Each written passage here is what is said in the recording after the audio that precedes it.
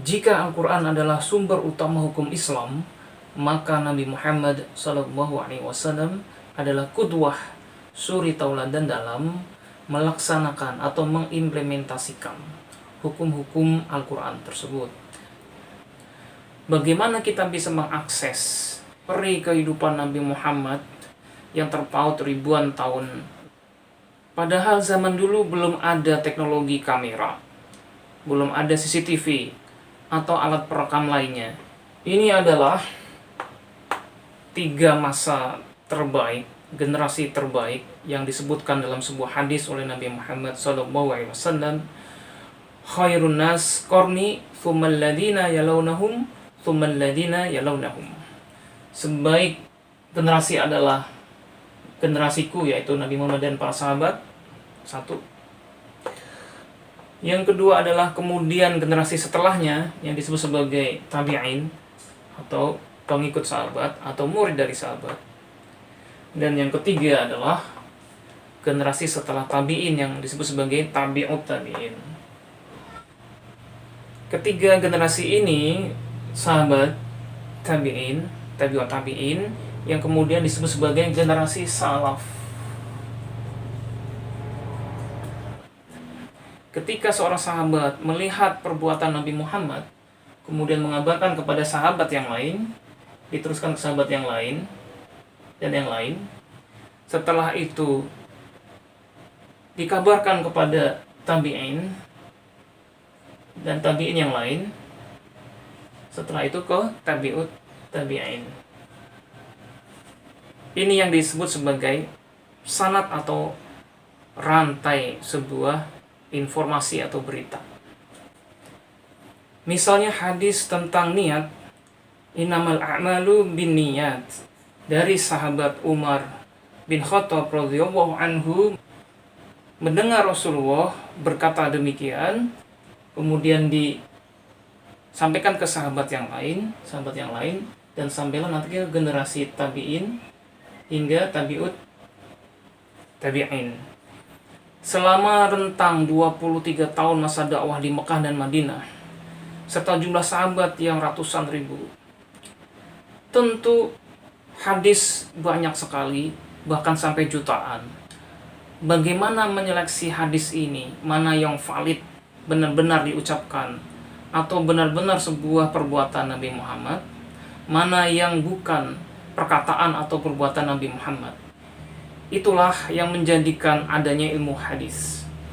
Setelah generasi sahabat meninggal dunia, kemudian generasi tabi'in juga meninggal dunia, dan begitu pula generasi tabi'ut tabi'in, maka datanglah masa para imam hadis yang mereka berijtihad untuk mengumpulkan dan menyeleksi hadis-hadis tadi, mana yang valid, mana yang sinyalnya atau sanadnya bersambung ke Nabi Muhammad dan itu sahih.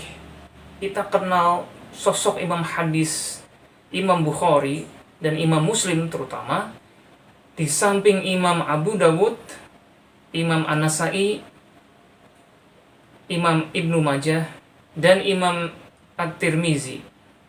Pada masa itu sebenarnya banyak ulama yang berijtihad untuk membukukan hadis yang berserakan menjadi sebuah kitab hadis yang valid yang kita sebut sebagai hadis sahih. Imam Bukhari misalnya, beliau mengumpulkan sekitar 600.000 hadis untuk diseleksi.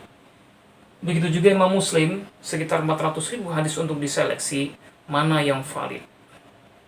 Dari 600.000 hadis itu dikeluarkan satu demi satu, kemudian hadis tersebut dicek rawinya atau periwayatnya satu-satu, apakah dia sikoh dan adil, apakah dia jujur, cerdas, satu-satu dicek sampai masa sahabat, dan apakah sanadnya bersambung ke Nabi Muhammad SAW.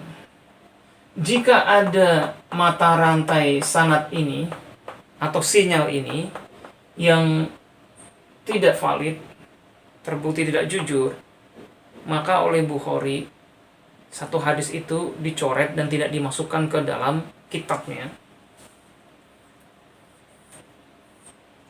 yang disebut sebagai Sahih Bukhari.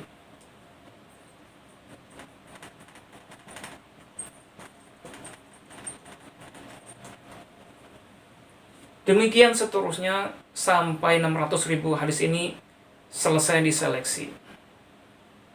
Berapakah hadis yang ada di Sahih Bukhari? Sekitar 7.000 hadis yang ada di kitab Sahih Bukhari. Ini berarti bahwa saking ketatnya Bukhari menyeleksi hadis mana yang sahih mana yang tidak, hingga hanya 7.000 yang ia masukkan ke dalam kitab sahih. Umat Islam dalam beribadah, dalam menetapkan sebuah hukum, tentu berpatokan pada Al-Quran. Yang kedua, hadis. Perintah dalam Al-Quran akan dijelaskan langsung oleh keterangan dari hadis, yakni perilaku langsung Nabi Muhammad.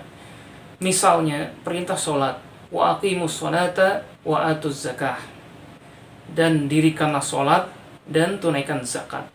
Bagaimana mendirikan sholat? Maka kita lihat hadis, yakni shollu kama ra'aitumuni usolli.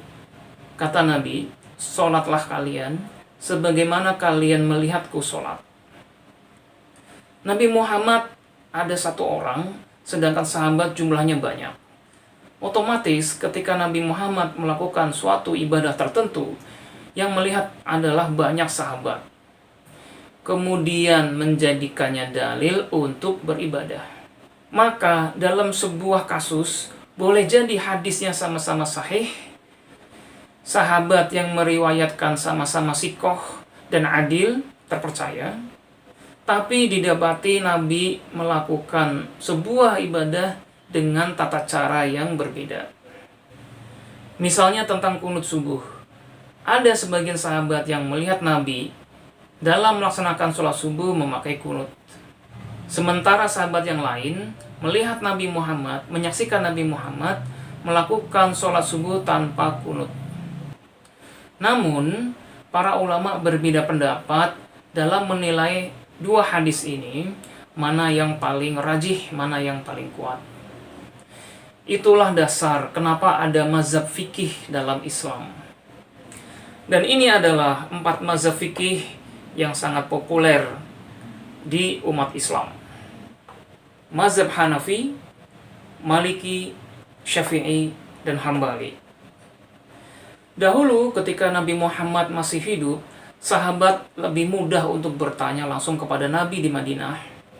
Namun seiring perluasan wilayah Islam, bahkan sampai ke Mesir hingga Maroko, maka tidak mungkin seseorang muslim dari Maroko, dari Mesir bertanya langsung ke sahabat yang ada di Madinah. Tentu mereka akan bertanya pada ulama setempat di negerinya. Zaman dahulu ada puluhan mazhab fikih, bahkan ratusan. Tetapi seiring berjalannya waktu, ribuan tahun kemudian, 4 mazhab besar inilah yang bertahan hingga sekarang. Saat ini, mazhab Hanafi sebagian besar diikuti oleh muslim di sekitar wilayah Turki, termasuk Pakistan, India, Bangladesh, Afghanistan. Mazhab Maliki kebanyakan diikuti oleh muslim di daerah Afrika Utara dan Afrika Barat, di wilayah Maroko, di wilayah Nigeria, di wilayah Sudan, sampai Ethiopia. Sedangkan mazhab Syafi'i diikuti oleh muslim sebagian besar Asia Tenggara, di Indonesia, Malaysia, Brunei, juga di negara Yaman, dan juga Mesir. Dan terakhir mazhab Hambali banyak diikuti oleh muslim di negara-negara Teluk seperti Arab Saudi, Uni Emirat Arab, Qatar, dan lain sebagainya. Sekarang, mengapa dalam sebuah amalan para imam mazhab bisa menghukumi berbeda? Hal ini karena dalam sebuah amalan ibadah tidak mesti hadisnya hanya satu. Kadang bisa 2, 3, atau lebih. Bagaimana para imam mazhab menilai hadis, mana yang akan dipilih, mana yang dirajihkan, mana yang dikuatkan, itulah sebab kenapa terjadi perbedaan pendapat. Kita ketahui bahwa para imam mazhab ini hidup pada masa salaf ini, tabi'in dan tabi'ut tabi'in. Di manakah masa hidup Imam Bukhari, Imam Muslim, dan imam hadis lainnya? Mereka hidup setelah masa tabi'ut tabi'in, yakni mereka bukan masa salaf lagi. Tetapi mengapa kemudian yang terkenal di kalangan umat Islam justru kitab hadis Bukhari, Muslim, bukan kitab hadis dari para imam mazhab?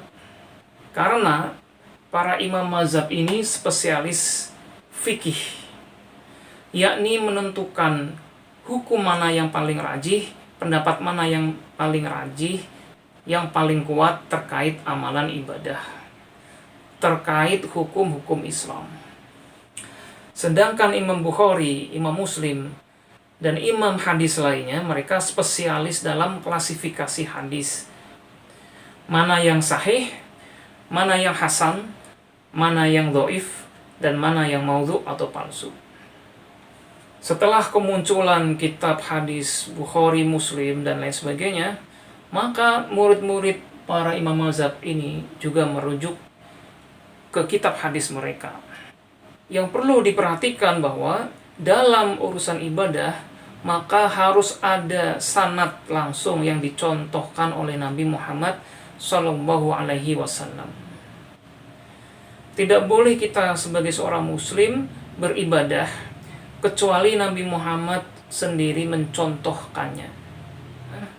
Selama ada sanadnya yang nyambung ke Nabi Muhammad, maka kita sebagai seorang muslim wajiblah menghormati. Namun meskipun ada perbedaan fikih, kita sebagai seorang muslim wajib menghormati pendapat fikih lain, atau ibadah muslim yang lain, selama ada dalil yang mereka anut. Jadi baik yang sholat subuh dengan kunut maupun sholat subuh tidak pakai kunut, semuanya sanadnya nyambung ke Nabi Muhammad, sinyalnya nyambung ke Nabi Muhammad. Begitu juga mereka yang sholat taraweh 8 rakaat maupun 20 rakaat, semuanya berdasarkan periwayatan yang sahih sampai kepada Nabi Muhammad. Karena itu yang perlu kita persoalkan bukan soal kunut subuh, tetapi yang tidak sholat subuh,